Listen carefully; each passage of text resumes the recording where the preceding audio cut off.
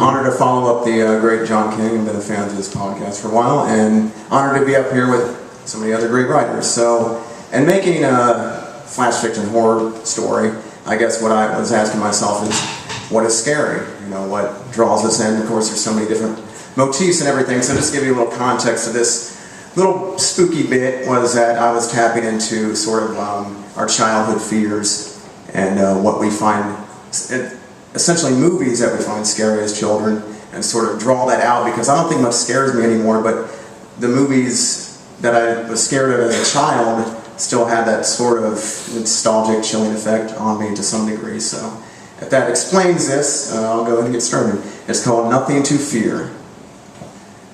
It was a stormy Saturday night at Tyler's house, fish stick night.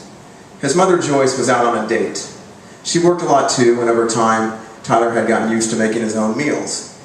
He planned to take advantage of the evening alone and watch a horror movie.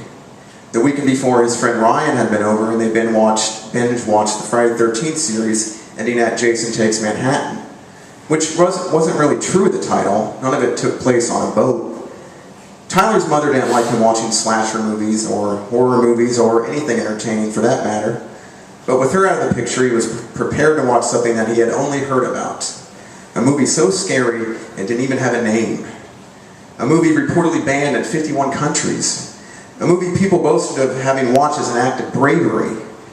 Tyler doubted its existence, and that night he was determined to find out. His friend Ryan gave him a bootleg copy of the supposed movie after school on Friday in a brown paper bag. "Did you watch it?" Tyler asked with anticipation. "Nah, man," Ryan said. "What the hell? Why not? Haven't got a chance yet. You want to borrow it or what?" Tyler put the tape in his backpack. "I guess one of us has to have some guts around here," he said, walking off. Thunder rumbled from outside, growing louder as rain beat against the windows. Tyler sat on his living room couch and pressed play on the VCR remote. Wavy tracking lines ran across the black screen. There was no title, no production company, and no opening credits. It opened with a shot of a horrific screeching female ghoul with long stringy hair. Her eyes were a fiery yellow and her mouth was agape with jagged bloody teeth. Tyler felt unnerved, but he wasn't afraid. It was just weird.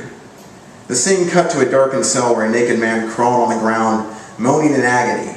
His rail-thin body was bruised and battered. He looked up at the camera, revealing two mangled holes where his eyes had been stabbed out. "Please," he cried in a desperate voice, "turn it off." The metallic door to the prisoner's cell swung open as two wolf-like mongrels with long snouts and red eyes stormed inside and tore the man to pieces. The camera didn't shy away. The film quality looked cheap, but the special effects were top-notch.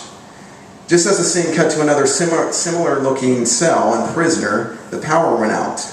After Tyler's initial annoyance, he felt a chill, and his imagination began running wild in the darkness. Lightning flashed, and he could have sworn he saw something in the kitchen, a lanky figure with wild hair. His heart raced as goosebumps covered his arm.